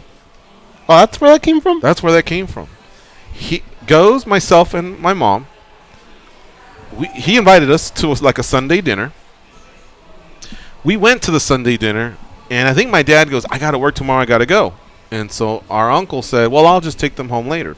He lived in the same city, but just on the other side of town. When it came down to it and we were leaving, he just goes, just take this car. Because remember, he had these used car lots. He goes, just take this car. All right, cool. We took it home. It was a nice, really sharp-looking Camaro. It was made mid-'80s, so think about the 1980s Oh, yeah. Camaros. Yeah. Took it home, and the next day, when it was time to go to school, I just took it to school. This is high school. Dang. I had my license by then. I just took it. I just figured, what, you know. But I figured that day he'd give us a call and say, hey, we got to fix this. You got to bring it back or whatever. He never bugged me for 2 years. I had a car for 2 years. What? Thanks to that uncle. When I graduated from high school and we all went to Hawaii, he gave me $500. So that if my mom's listening, that's why him and I didn't. I feel like the worst uncle right now. I'm telling you, man. He gave me a watch, and that's not even the greatest story that I could share. That involves him. Oh my goodness. Honestly, I kind of got. You had it pretty good in high school. I kind of got ripped off as compared to you. Why? Because that uncle treated him like one of the boys, and he treated you like a boy. And do we have time for a story? Goes. Do you want to get? I had a car, but you had me. Nah, it doesn't compare. There's something else that happened. I picked you up in a limo. Yeah, like 40 minutes late every day. I could have just. Oh, excuse me. All right, but go ahead. Do we have time or? Okay, we have to do our. I'll tell the story at the end. But there's something that happened to George that was so cool that I didn't have happen to me, and on top of that, they made it seem like it was gonna happen, and it never did. I know, but what I'm trying to say, and weenie whistle. Because of my age, I guess there was a lot of times where, because just like any other family, you were the #1 grandson. The financials go up and down or whatever, and there's certain things that just can or cannot happen. But I think Goes benefited from my generosity at times as well. The other day, Woody was telling me, gee, you need to get out to the hockey game, man. These big events, you know, blah, blah, blah. And, dude, I just don't want to spend $400 on a ticket. I mean, hockey's not my thing. I'll gladly go with Squid, and Squid's taking me to some great games, and we've had a blast, and blah, blah, blah, all right? But when he was cracking down on me, I just didn't feel like arguing with him. But Goes, I could have told him I've been on motherfucking World Cup, Game 7s, and I've gone through the list of shit of things to do. But just that game in San Antonio was insane. You know, I mean, like, we've had some great memories. You know what I mean? But let's sift through all this, and then at the end, if we have time, we can maybe circle back. So that thing we were looking at, it just closed. Gotcha. All right, Okay, so let's do that. cool. Let's do the daily debate, and then we'll jump on some calls. Here we go. Brought to you by the MMA Junkie Radio team. As always, 5 of these per week. As long as we're working, we'll do them. UFC Utica is a... let me start over. Edit that. Here we go. Daily debate brought to you by the MMA Junkie Radio team. UFC Utica is a rare Friday event for the UFC. What's your preference when it comes to UFC event days? 4 choices, guys. Friday, Saturday, Sunday, or a weekday? I am a sports fan all around. You are not going to get me to not watch my team on Sunday for Sunday football, and I feel like a lot of people would be in the same boat. Saturday works out well where all the good games are usually earlier in the day, and then from there I have time to watch my UFC. So I'm going to go with Saturday, and Friday's kind of like the go-out day. So I kind of feel okay with Saturday. Damn. I'm not a big sports guy, so that demographic doesn't affect me, but that is a good point. I will go with Saturday, but for a different reason. I think we're going to be trending, to be honest, toward other weekdays as we get bigger. I think we're going to be more treated like other sports. We're going to have to get it where we can find it and where it ends up, right? But on Saturday, you avoid a lot of the major things. And again, in a perfect world, the way most of us came into liking the MMA is big events, whether they're over in Japan, whether they're the UFC over here in North America, and building toward those events. Now, we may be getting away with that with the saturation of the sport, but that doesn't mean we can't still have that template place of a nice Saturday event. So I'll go with Saturday. I agree. Yeah, it's going to be unanimous. I think Saturday is your best day, but man, I can consume MMA on any day. So Friday and Sunday, I have no problems with it. And I don't have problems with Tuesday Night Contender Series, and I don't have problems WEC with used to dabble with it, PFL and the remember? Thursday stuff. Yeah. WEC was a Wednesday show. So I'm good, man. You guys just keep bringing it. But make the cards legit. Don't fucking waste our time either. And make them live. Shot at Bellator. You guys need to fix that, and I think you're gonna. But yeah. Now here are the results. 70% agreed with us. I thought that number would be higher, but there's actually 16% that are down with Friday. Because remember, we said preference, unless they misread it. All right. Sunday got an 11%, and 3% got weekday, which would leave be the other days. The only thing I can think of is maybe there's people that are like Saturday people, like bartenders or DJs or family people, that just don't want their Saturday disrupted, or maybe that's soccer leagues or football leagues, and so that's why they choose not to do that. Maybe they have boats and go to the lakes, or I don't know what, but I would think most combat sports fans would side with us too. Yeah. That's today's daily debate, brought to you by the MMA Junkie Radio team. All right, let's take some calls. Who do we got first? Ben from New York. What's up, Ben? How you been? Hey, pretty good. How you guys at? Good. So yesterday you guys were talking about pet peeves. Mine, I'm going to keep mine MMA related specifically, is how Bellator constantly markets these fights that aren't super fights as super fights. Like, to me, a super fight would be like two of the all-time greats, like GSP versus TJ Penn, arguably two of the best fighters. And if we could get Anderson Silva versus GSP, that would be a super fight. Not Benson Henderson versus some guy I've never heard of, as much as I love Benson Henderson. But that's not a super fight, in my opinion. Champion versus champion, that's all I got. usually super fight. I guess you could maybe sometimes get 2 fighters from different weight classes. If they're not champions, they'd have to have a pretty good resume, I think, to call it a super fight. Well, allow me to poke holes. If Caldwell, their bantamweight champion, fought Frady, their featherweight champion, is that really a super fight? If they've cleaned out their divisions, yeah. I think super fight also, you have to have an iconic status in the sport. I think. Well, what would you call it, though?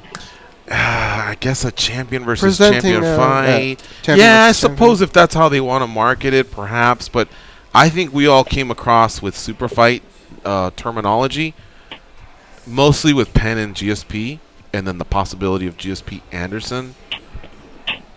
Even when, for example, Fujita fought, or no, even a better one, when Mirko fought Vanderlei, we just called it an open weight fight. I don't know that we called it a Penn versus Fair wasn't even Penn yet. So I think you still have to reach a certain amount of acclaim and fame and probably also either hold a belt or had a long run as a belt, and maybe that's a super fight. Who knows? That the interpretation of that definition is different for everybody. I actually had a fight, series. It was Tito versus Chuck. In my opinion, the way they hyped it and how much... That wasn't a super fight to me, bro. Well, then fuck. You throw this at Bellator or whoever, but there's a whole bunch of them we can throw out. But how mere fatal to get the best of the other. But I don't want to be super and just fights between two people that co-sign on it as well. Champ, but it didn't greatness. Hey, what's going on, guys? Man, just like I heard that I heard part of that interview that you guys did with Jake Ellenberger, and you guys were talking about how like music is a crutch and that type of stuff, right? Mm-hmm. So I've been trying to use them that, right? And, today I just had my third salad in a row for lunch, and so I kind of tricked myself by like listening to you guys while I'm eating lunch, so it kind of like doesn't suck as bad. You know? I gotcha. I used to eat breakfast as I listened to Ryan and Frank every morning do the Sound Off show for MMA Weekly. That I know exactly what he meant, because I would rush to do whatever I needed to do, and then I wanted to have my breakfast and enjoy the 1 hour show that they had, and it was like a euphoric moment for me. Yeah, but it plays games with you too, because if you call me later on, I guarantee you hear my voice, you're going to get hungry. Really? Oh, interesting. That used to happen to me with Trent. I hear his voice, I want Fruity Pebbles all of a sudden. I also wanted to let you guys know I voted twice with 2 different emails for the show. Thank you. Thank you for doing that. I wouldn't dare tell anybody else to do that, but you know, one for you, can you just say again what you did, just to repeat it for anybody who missed it? Yeah, more than likely, Mike got his wife to also vote, who's also a fan of MMA, and I get where he's going with this. All right, good job. Who do you like this weekend, man? You think Colby wins, or does RDA take home the interim belt? I think RDA is looking very good. I'm not sure what it is about him, but he has some good energy, and I think Kobe has that fire too, but he's just still a little bit too young with it. Like he's trying to like muscle everything, and I feel like RDA kind of has this good balance between that. Whitaker or Romero? Ooh, I'm 50-50 on that one for sure. Moraes or Rivera tomorrow night? I think Moraes. And that's I guess maybe I kind of didn't like the way Jimmy was talking about how Moraes needed a translator to talk shit to him or something like that. And I think Moraes looks like an action figure too, you know. So who wins the fight?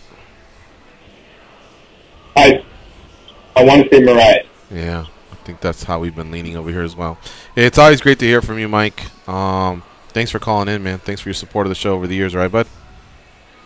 Yeah, for sure. I just wanted to say you guys look sharp as well. I see you guys on the screen. Looking good, guys. Take care. Thank you, buddy. Good to hear Take from you, care. man. Easy. Danny, your call. Dan from Oregon or commercial time? Well, don't say wow either. I haven't said wow in 2 days. Wow. Oh. You the last 2 days have said wow a million times instead of me. Okay. If we take a break, then you can take Dan up until the end of the show. If we don't take a break. Yeah, let's take a break. You're listening to MMA Junkie Radio on Sirius XM Rush 93. Stay close. We'll be right back to close up shop.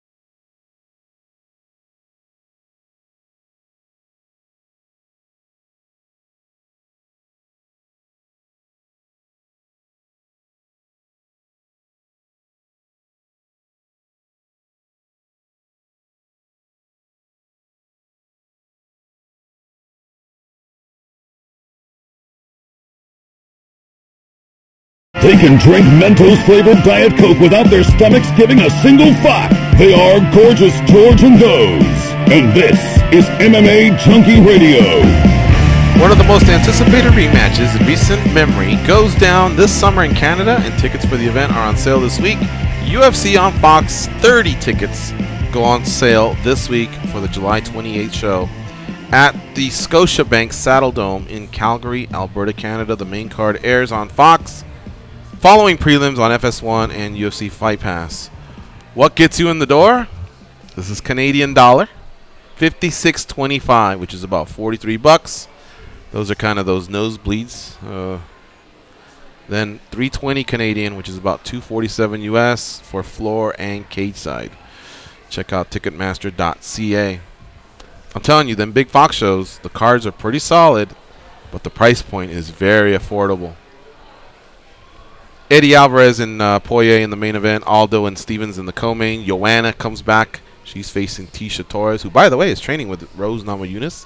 So some nice intel there she'll receive. Shukagian Olivier, Aubin Mercier versus Alex Hernandez. Nina Ansaroff versus Randa Marcos. Mateus Nicolau versus Dustin Ortiz. That's a solid flyweight fight, by the way. John McDessie versus Ross Pearson. Cajun Johnson versus Islam Makhachev. Jordan Meehan versus Alex Morano. Austin Arnett versus Hakeem Dawadu. Gadzimurad Antigulov versus Jan Cataleba. Let's go to Dan in Oregon. What's up, Dan? How you doing? What up, gentlemen? Man, how about Poirier? Back-to-back UFC on Fox cards. That's got to be some nice eyeballs for him. Yeah, man. Imagine if he puts away Alvarez. Now he's clearly a #1 contender. Shit, I was arguing hard to figure out, GS, but I think he'd be even more clear to being a bona fide superstar. Go ahead. Who's been on Fox now, 1.68 strikes per minute. Because into these massive tournament, has been Askren. I mean, what I see maybe like a 4-person tournament scenario with GSP mixed in there, where maybe you can get him to agree to it. I don't know. That's just me thinking. But man, I'm looking up and down the welterweight division, and check this shit out. The UFC does not have all the talent in any means whatsoever. You got Ben Askren out there, 18 wins in a row, he's undefeated. Alexei Kumchenko fights over with Russia in M1 Global, he's 18-0 undefeated.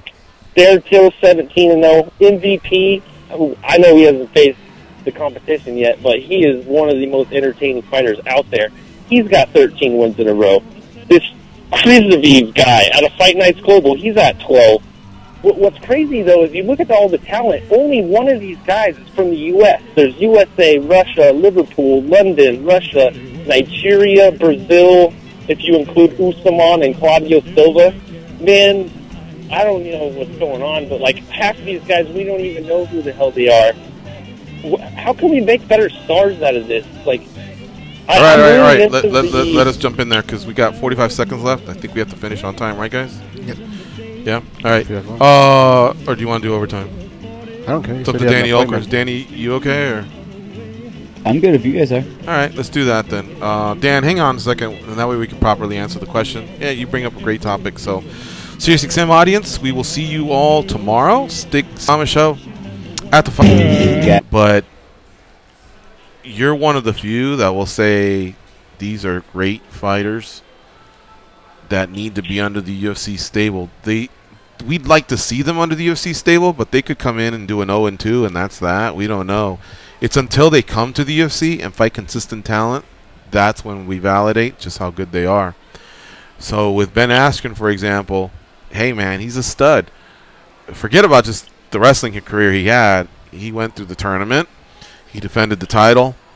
And then he went over to one championship and kept things going. But still, you know that if I were to pop open his record, there's a lot of fights there that just aren't top-notch fights, you know. And a lot of close ones, too. A lot of close ones, yeah. And if you look at a lot of the guys in the UFC that are like numbers 3 or 4 or 6 or whatever, a lot of them could also be 18-0 or 17-1 and doing great things elsewhere. It's just that they're fighting monsters in the UFC, you know what I mean? And so if you know about them, trust me, the UFC knows about them, because there's managers that are pushing to get them in the UFC. and the UFC's probably already tried to do it, or maybe they're not as interested, or maybe they just are waiting for the right time. Who knows? I'm telling you, the UFC is concerned with talent, but at the same time, they got to be cohesive with the organization. And if not, they have no problem just saying, sorry, we're not doing business, because what's going to happen is the history of the sport will just they'll just make you forget about Ben Askren or whoever else didn't make it in the UFC. I mean, Fedor's a prime example. Fedor never made it into the UFC, and it's a damn shame, right? They sat there, they went to some island and almost struck a deal, but it never happened. Has it stopped the UFC in any way? Hell no. So do you think Ben Askren not making it's going to do it, or any of the other names that you named off? It just isn't, brother. I would have loved to seen them both in the UFC, though. I'm on your side there, but I think sometimes the UFC just needs to make certain statements, like Yair's cut, or certain fighters not being able to get into the UFC because they love having that fear factor over their roster.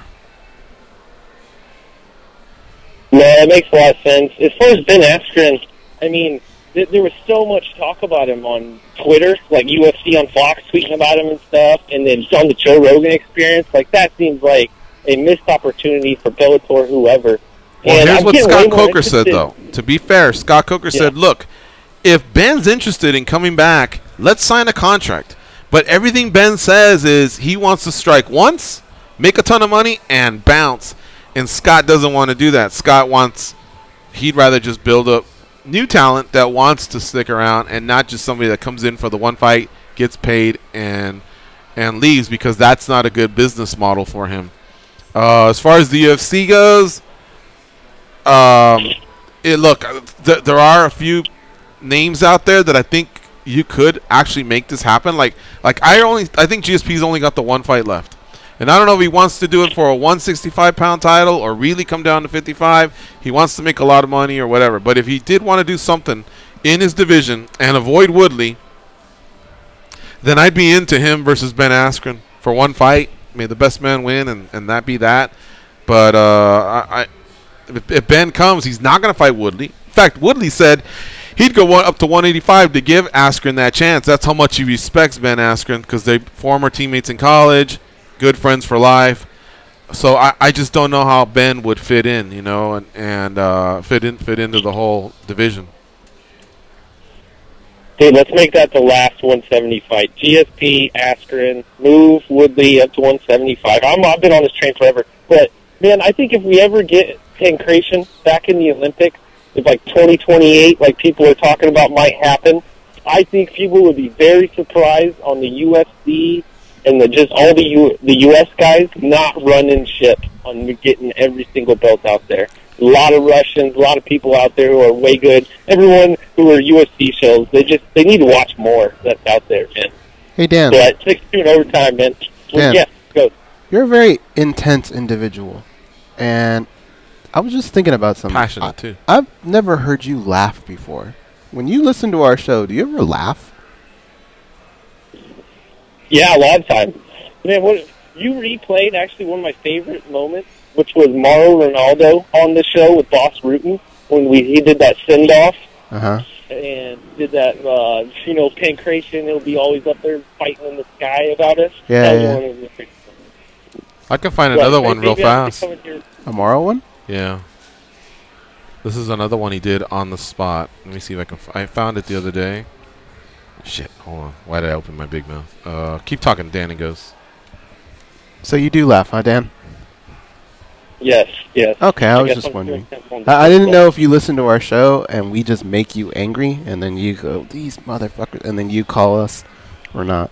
What are some of your favorite movies, Dan? Only half the time. Boondock Saints, All right. Fear and Loathing, Las Vegas, Check. Fight Club. Check. Those are great. Own it. Like them all. All right. Yes. What about no comedies there? No Pineapple Express or anything like that? Oh, I love that one. Pineapple Express. What the hell's that? But, would probably drive you crazy, but Really? it is kind of funny. But the way Dan said it, like he was calling out a classic. That's a classic? Depending on who you're talking to. Seth Rogen movie? I thought hurricane season was over. Yeah. Okay. Like Grandma's Boy is a classic. Oh yeah, it Like is. Stoner- Bionic legs, baby. The two Dans are Yeah. on the same. They're on the same boat right now. Are they? Yeah, George, you would probably be a pirate right Oh, now. Grandma's Boy's great. Haven't seen that in forever. Good callback. I can't seem to find Yeah, this, guys. yeah. I struck out. I own that on DVD, by the way. Yes, the Dans are uniting. Dans unite. That's what's up. All right, guys. All right, thanks for the call, Dan. Thanks, gentlemen. Easy. Why did I find it the other day? I'm putting in Mauro Ranallo, MMA Junkie Radio. Which one is it? It's when Chad Mendes is in studio, and he was that's able to part do- of our. Go to the. I'll get it. Yeah? Yeah. Huh. Talk, fellas. Talk? All right. Chad Mendes is back. He's got a fight booking, too, right? Yeah, I believe he did Miles Jury. I think in June it completes. It's good booking, It's actually. 2 years It's good completes. booking. I can't believe how fast him and Gleason Tabau's 2 years just expired like that. But so he fights in Boise, right? Mm-hmm. You know that Boise card isn't bad. Got some action It's fights on it. solid. There's Zingano on there, and I'm gonna read it to you guys. all right. I was looking at it the other day because I put in credentials for the first 3 contender series. I put in for Chicago just in case, although that miracle's slowly going away. And I put in for 226. I was just on a roll, man. But I thought Boise's probably about an 8-hour drive. I've never been there. Heard it's a beautiful looking city. But the card's like really going like this to me. Come here. Come here. You know what I mean? Yeah, And it's, I mean, I have a car that can get me there, and it'd be a nice drive, and I'd see. I've seen Utah before, but I haven't seen the drive through Utah, which I hear is beautiful. But I guess I'd drive through Utah to get to Boise and see a couple cities I've never seen and take in this event. But it's on June. I had PTSD after UFC 223 about being excited about going to cards right now. After what? 223? Yeah, I mean, you talk about saving money and going to a place like New York that ain't cheap and just emptying out your tank. All right, here we go. Oh, Dos Santos versus Blagoy Ivanov. Still gets me mad. Paul Felder versus James Vick. Okay. Miles Jury versus Chad Mendes. Darren Elkins versus Alex Volkanovski. Volkanovski, yeah. If a lot of you aren't familiar with Volkanovski, he's 17-1 and like he's a bad 4-0 or dude. 5-0 in the UFC. He is good. He's from Australia, right? Yeah, think of a 145-pound Khabib from Australia. Right. Like, guys, what I'm reading off here is better than some pay-per-views that the UFC's throwing at me. So I have to give them their props. Yep. Marion Renault versus Kat Zingano. Both. Renault's obviously like on a 3-0, 4-0 run, so she could be looking at a title shot. It's unique because I think this might be the first time that 2 females who are mothers are fighting each other. Why are you laughing, Gus? George made a comment yesterday that I just saw. Cracked me up. On you. Liz Carmouche versus Jennifer Maya. Yeah. Saeed Nurmagomedov versus Justin Scoggins. Yeah, I really like Scoggins, but he seems to come up short against certain names out there. And I take it this Nurmagomedov must be a Khabib relative. Dennis Bermudez versus Rick Glenn. I just always like Dennis Bermudez fighting. Zach Otto versus Sage Northcutt. And Alejandro Perez versus Eddie Wineland. A lot of these guys, man. Can you believe, is Dennis Bermudez old guard yet? No, right? No. But he's past halftime. If we were to give his compare his lifeline as an MMA fighter to a football game or any type of sporting event that has a halftime, like I believe he's fought more than half of what he'll fight in his career. And I still remember him being one of the guys on the reality show. Eddie Wineland is in the 4th quarter of his career. He almost retired. He had what kind of problems was it, guys? His jaw. His jaw. That's right. Yep. He broke his jaw 2 times, but he's still going out there. And Alejandro Perez, I remember him coming through Dana White Contender Series. That's a solid card right there. I can get this for tomorrow. I found it, but YouTube blocked the sound on it, so you can't hear it. YouTube. The Ronaldo and Mendes. Yeah, but I have the original file back home. Okay. All right. I think we did enough. Oh no! Wait, you're talking about something else. Me? I know what you're. Okay, buy me 1 more minute. If I can't find it in 1 more minute, then. All right. I know what you're talking about. Let me see. I think I finished all the stuff that I was talking about. The used car dealer. I was driving at age 13 in the streets of Santa Ana. I should not have been doing that shit, man. But my uncle was crazy. I mean, crazy. He has a son named Jeffrey. A lot of you have met cousin Jeffrey at the Junkie Gathering. When Jeffrey was 13, 14, and 15, I wanted to treat him kind of like as a payback for some of the things my uncle did with me, right? But Jeffrey had this young kid looking face. Like, he didn't have the age of a lot of times you look at a 13, 14, 15-year-old and go, hey, are you 18? You know, whatever. Right. You would look at him and go, are you 10? Are you 11? You know, and I swear to God, when I looked at him, I remember staring at my cousin Jeffrey and just going, fuck, man, I can't give you a beer. I can't make you drive a car. You're a little kid, you know? And I started thinking, how crazy was my uncle and the things he was able to, you know, to do for me that he should not have been doing, but that's how nutty he was. And I just couldn't do it. I mean, it was a whole generation later, and every year the rules and the laws and things get a lot tougher. But I just couldn't. I couldn't do it.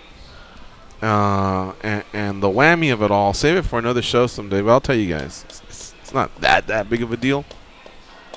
But it involved me losing my virginity, not to my uncle.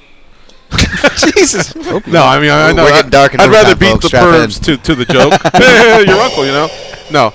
But he had a role in it, you know what I mean? And again, when I wanted to pay that favor back and get my cousin laid, I just couldn't do it. I couldn't pull the trigger on somebody who looked so young. I just kept staring at him. Going, I can't throw a lioness, not a man at him. Right. You couldn't just find a young-looking guy? I mean, Senor?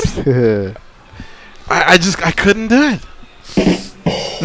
It was part of his look, but I couldn't do it, and I just can't believe, you know. You're a lot nicer than the savages I came up with. I'll leave it at that. Really? Yeah. What age did you lose your virginity, Danton? Jesus. Actually, the way I don't know if I'll get into that story, but it wasn't 21? No, younger than that. It wasn't a story like that, but I've had stories like that where, you know, the outside factor kind of plays the role, and let's just say they weren't. I don't even think Goes knows the story. They weren't as conscientious as you were to your nephew, but yeah, no, I was younger than that. Younger than 2021? Were you in high school? 16? Yeah, 17? I was in high school. Yeah. Do you want to reveal the age you lost your virginity? 16. 16? I lost mine at 13. Shit. God damn. 15. Yeah. 13. All right. And you want to hear the story now since we're in OT or no? Might as well. I've never told the story. Should I save this for a book if I ever write one, or just tell it now? I don't know. Did mom and dad listen? In a tell-all book. Well, didn't yesterday she say she couldn't listen? She couldn't listen, but I fixed the iPad for her. All the stories from MMA. I'll save it. We need to get out of here. I got this tell-all book. This appointment going, but I'm telling you, man, that's that's why Guido and I will always have like a cool relationship, because he's as cool as they come for favorite uncle. But man, was he nutty back in the day. Like I said, he was the favorite. Hey, uncle, I could have a real cool party here, because he had this massive backyard. He goes, yeah, do it. Hey, you're selling that limo, you know? Yeah, have you had any offers? No. You think I could take it for a spin? Yeah, take it. Danny, think of the song. So in high school, this is what sucked, though. I was the driver, and my friends were in the back having a blast. Weedy was Norm from Cheers. Because if he rolled down the window and Weedy just stuck his eyes out, he looked a little bit like Norm from Cheers. So that was our line, was, that's George Wendt in the back. You know what I mean? And he'd go like that and kind of wave. And but the second time when we would cruise through Hollywood, and people would always, chicks try and This jump is your in. uncle's car? You took it all the way to Hollywood? Yeah. And so the first time was a lot of fun. The second time, I think Harold Black, I go, Harold, can you drive it for a while? I want to jump in the back and have fun. I should not have been doing that, because that's not cool to our uncle, who's lending me the car to go have fun but not fucking destroy it. I have to bring it back in one piece. But it occurred to me, they're having all the fun, and so Harold goes, all right, So we jump in the back, and of course there was girls there, and me and my friend Sammy the Squid, we would have a blast in the back of the limo, But basically, I was more nervous because you have to be careful how you turn the limo, you know? I had driving experience since age 13. Harold knew how to drive a car, but he didn't know. I think he had a Honda hatchback or something like that. He didn't know how to drive a limo, so I was like, oh my God, he's going to fuck it. I was more nervous that I said, hey, you just jump in, and we'd park the limo at a beach, and then when I'd go in the back, and we'd have some fun and drink and do this and whatever. But yeah, man. Yeah, so that's it. The other story, I'll just have to save for another day. That uncle is trying to come to Vegas soon. Maybe you just tell it with him here. Yeah, that uncle we'll play the song. Is cousin Karen and cousin Jamie and cousin Jeffrey's father. He's my mom's brother. You know what I mean? And you know, he came to the U.S. at age 17, right? He came with grandma and grandpa to visit, and he just stayed. He just stayed and never went back and finished high school or anything. He just stayed and eventually became a successful business guy or whatever, and raised a family and met their mom, and they're no longer together, but they still keep in contact, and that's Jamie and Karen and Jeffrey's mom, our Aunt Dixie, who may have been out before, right? Yeah, she was out during the Junkie Gathering, so some of the Junkie Nation may have met her as well. But one last thing about him was that I thought was pretty funny too was he came out. Oh, so our grandpa used to have a bus company in Arequipa, Peru. So he owned a small bus company. They had about 10 to 15 buses, and they had one unique route that was just theirs. He monopolized it. So he made a lot of money just off that route. It was a small city that had a big cement company, and so a lot of employees went back and forth. The buses would leave every day. Did you know all that? Well, I didn't know about the cement company. Yeah. So that's why that Arequipa de Yura was very popular because of that, and that cement company employed so many people that they had to take it. Because not everyone down there owns a car. So aside from that, he had a couple other routes. He had the Mollendo Mejia route, whatever. But he shared that. But Guido, our uncle, would, and this is a high school guy, he would find one of the buses, jump in the bus, and almost like rob it. All right. But the way he would do it is say, hey, my dad says he needs the income that you've, because you know how when you go on a bus, you put your tokens in and it falls. Mm-hmm. And they would go, oh, okay, and give it to him. And it wasn't that much. And he didn't rob him. He didn't pull out a weapon. He would just go on the premise that our grandfather wanted that a little bit early. And then he'd go out and go party with his friends or whatever. And, of course, the first couple times, what are you doing, this, that, whatever. But he was just nuts, Ghost. He was nuts. But our grandpa was... Maybe our grandpa was nutty, too. And he just probably, that's my boy. Maybe that was... part of his reaction. Maybe he was mad or whatever. But that's, I think, where that stems. He was, but you got to remember, when I flew to Peru, what I'm about to tell you right now is very hard to believe, but our mom sent me to Peru when I was 5 alone. Yesterday, Mom got mad at me. Because I left you, and she wanted us to go together down La Sierra because it's dark and everything.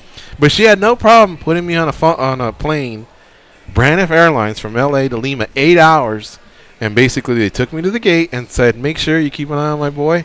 And I flew to Peru alone at the age of 5. Wow. When I got to Lima's airport, they stopped everyone, and my grandfather boarded the plane and grabbed me and picked me up and carried me off the plane, and then everyone else, because I think we told the story on the show. The president was our grandfather's friend, and he had gone over to the house or whatever, and so he made a few phone calls, and he was able to do that. That way, I cleared customs alone, or not alone, and he grabbed the luggage, and he had me or held my hand or whatever, and we did all that. So imagine the kind of pull he had and the kind of things he did. I think Guido just had the personality of probably wanting to replicate that and do crazy things at times or whatever. And so that's what he would do, is basically rob the buses by saying, hey, we need this, and then take that and go out and party, and he'd get home and he'd get yelled at and blah, blah, blah. But I think there was a little bit of that's my boy, or I think what happens, I told him, or you just shake your head like, what am I going to do? I don't know. In Peru, actually in South America, whatever happens, say at age 17, what they're doing at 17 is kind of what kids here do around 22. I think maybe even they're a little later. bit more advanced. Well, they're they're drinking very at a really advanced. young age, and So, anyway, all right, folks, we really have to get on out of here. Thanks again to Danny Okers for doing this. If not for him, we can't do overtime. Seriously. Thank you to Marc Montoya, our guest, Chelsea from the UFC. You've been great.